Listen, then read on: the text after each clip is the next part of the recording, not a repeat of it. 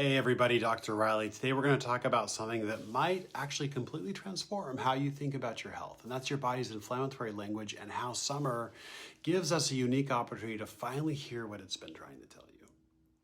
So isn't it strange? Summer is supposed to be relaxing, like vacations and longer days, warmer weather, yet so many of us find ourselves more stressed and experiencing more inflammatory symptoms during these months. Maybe like anxiety over swimsuits, the pressure to have the perfect summer, the disrupted routines, the heat that intensifies inflammatory responses, it all adds up. I see this pattern repeatedly with my clients, especially high-achieving women who approach summer with the same perfectionistic standards they apply to their work and their health. They create elaborate summer bucket lists, maintain rigid exercise routines despite the heat, and feel guilty for not making the most of every summer moment, all while their bodies are sending increasingly urgent inflammatory messages. And what if those summer inflammatory flare-ups, like the skin issues that just appear before the beach vacation, the digestive troubles during family gatherings, the fatigue despite adequate sleep, aren't random malfunctions? What if they're actually sophisticated communications from a body that's been trying to get your attention every way it knows how? I remember one particular summer when I was doing everything right, eating clean, taking my supplements, exercising regularly, yet my inflammatory symptoms were worse than ever. I had digestive issues, skin breakouts, and fatigue that no amount of sleep could touch. I remember standing in my kitchen looking at the expensive supplements that weren't helping, feeling frustrated and betrayed by my body that I'd followed every protocol, eliminated every trigger food, optimized every health metric I could measure, and still my body seemed to be fighting me. The breakthrough for me, well, it came when my body realized it wasn't broken. I was speaking a language I hadn't been taught to understand. My skin inflammation flared precisely when my emotional boundaries were crossed. My digestive issues intensified during periods of trying to stomach situations that weren't right for me. My fatigue was worse when I was giving from an empty cup. And this wasn't about blame or suggesting it's all in your head. It's about recognizing that our bodies are intelligent systems that respond to our lived experiences, both physical and emotional. See, we've been conditioned to see symptoms as random malfunctions, rather than something like meaningful messages. But what if your inflammation, what if it's actually your body's communication system?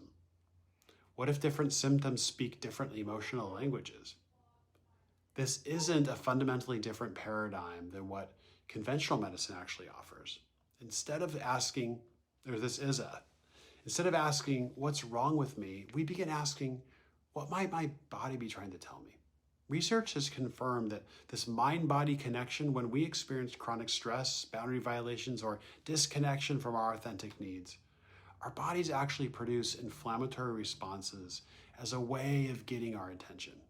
So this isn't woo-woo thinking, it's cutting-edge science. Studies show that emotional experience creates measurable changes in inflammatory markers.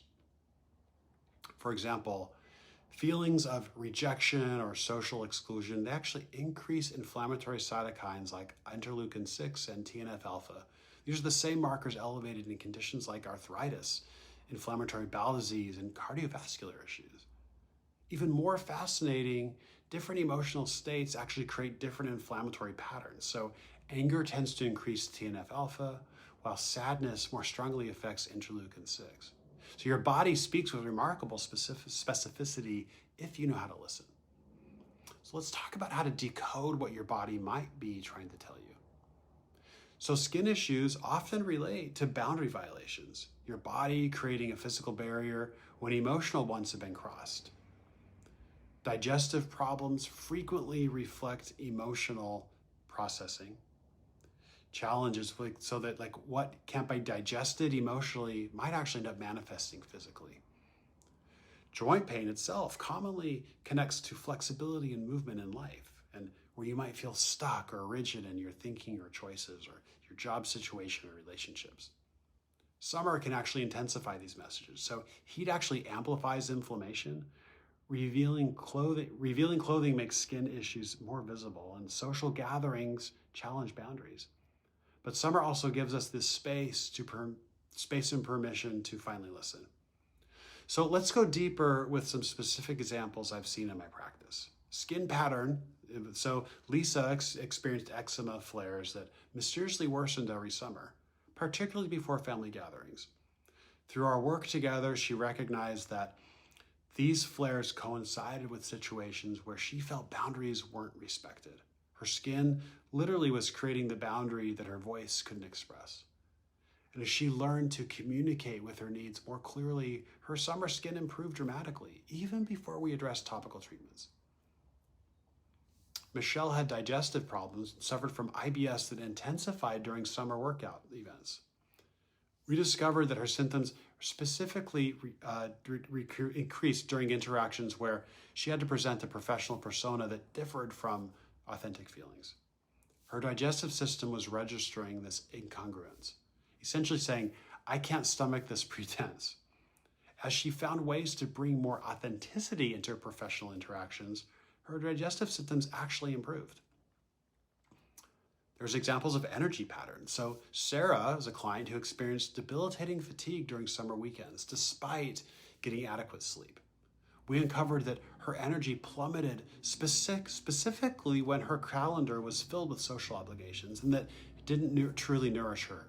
Her fatigue was a message about where her energy was going versus where it needed to be. And while she began curating her social calendar around genuine connection rather than obligation, her energy transformed. These aren't isolated cases. They actually represent common patterns I see repeatedly in my practice. Your symptoms have patterns too, and if you learn to track them. So if you're more analytical like me, you probably want some objective data about these connections. That's where the organic acids test really comes in. This comprehensive metabolic test can reveal biochemical patterns behind your inflammatory symptoms. I love this test because it measures markers of oxidative stress, mitochondrial function, neurotransmitter metabolism, detoxification pathways, all of which are affected by both physical and emotional stressors. It provides objective evidence of how your emotional landscape is impacting your physical health. For example, the test measures markers like quinolinic acid and picolinic acid, compounds that rise during inflammatory states and neurotransmitter balance. It measures 8-hydroxy-2, or 8-OHDG. It's a long mouthful of a word. I'm not going to give you the abbreviation, which indicates DNA damage from oxidative stress. This is a really important one. It's a common consequence of chronic emotional pressure. It also tracks mitochondrial metabolites that reflect how well your cells are producing energy. This is a process directly impacted and impaired by chronic stress. I've used this test with hundreds of clients at this point and on myself to help connect the dots between life experiences and inflammatory symptoms. The patterns are actually remarkably consistent and empowering once recognized. One client discovered that her elevated markers of oxidative stress decreased by 40% after she implemented boundary practices without changing anything else in her protocol.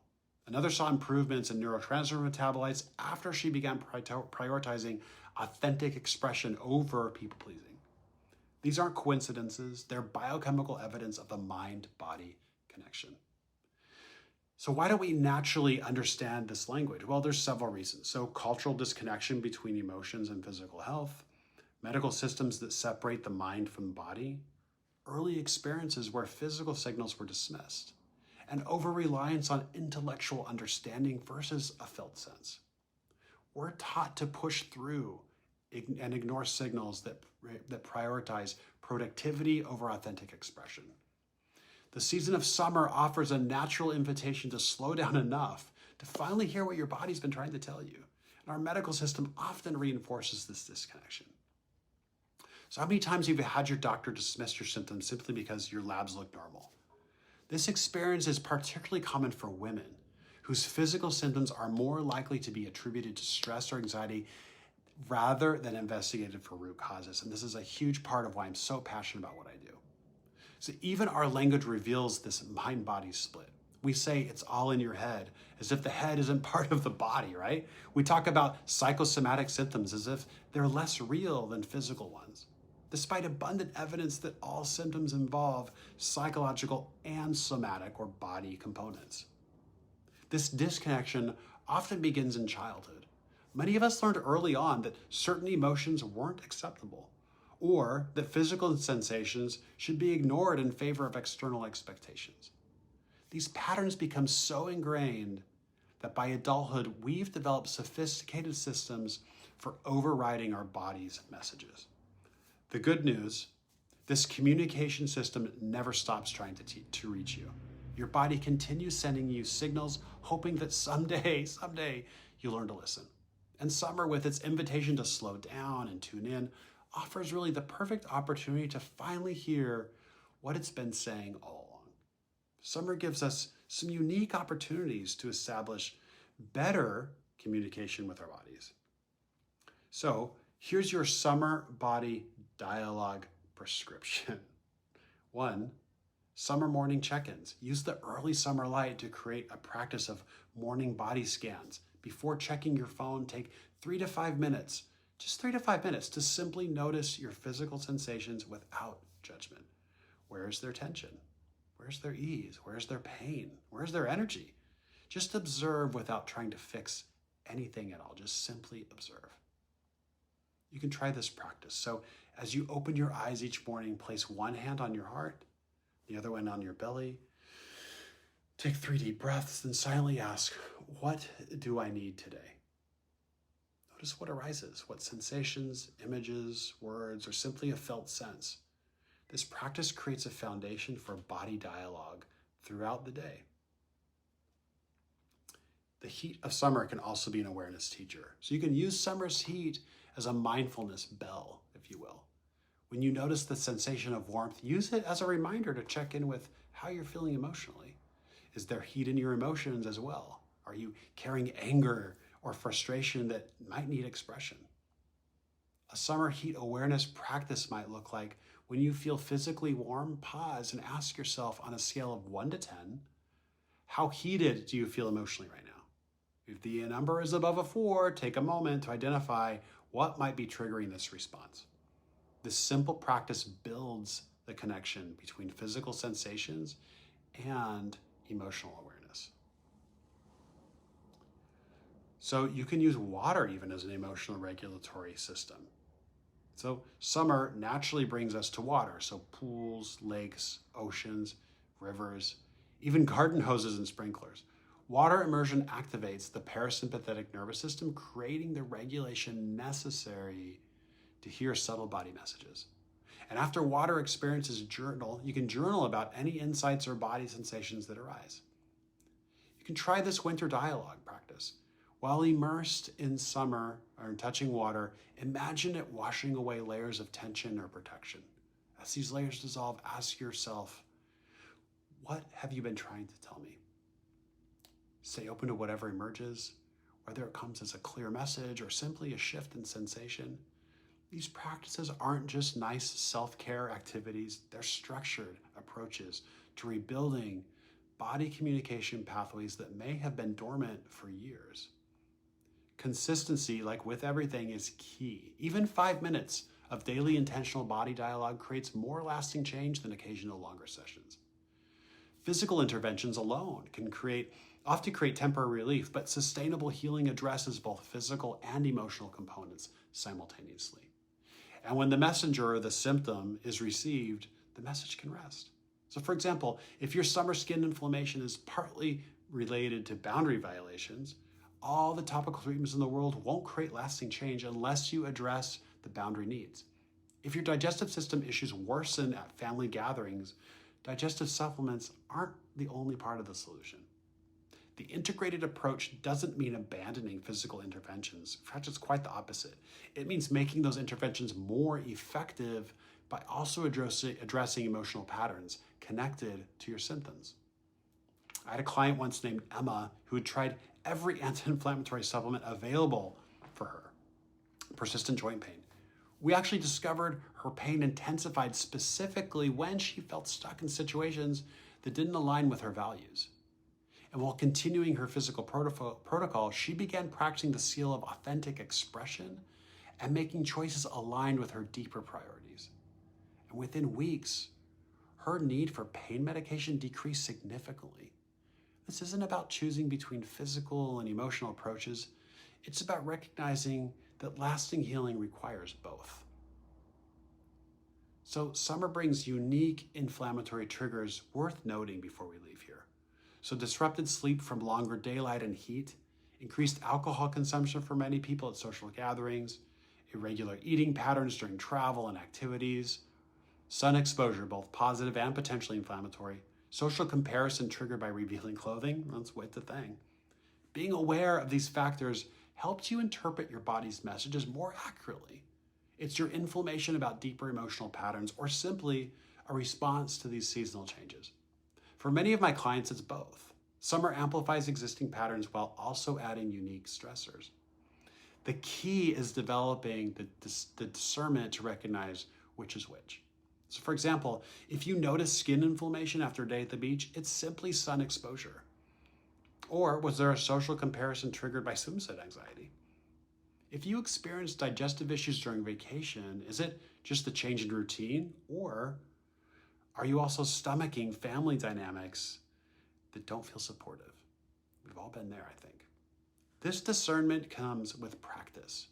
And as you develop your body's dialogue skills, you will become increasingly adept at distinguishing between different types of inflammatory triggers.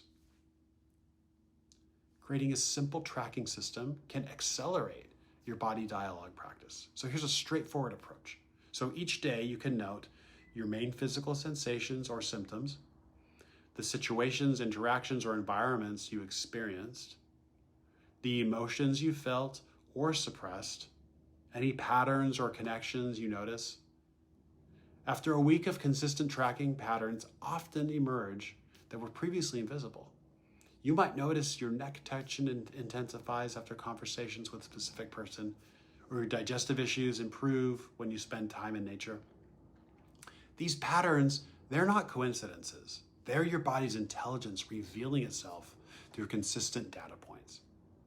The simple act of tracking creates the awareness necessary for change.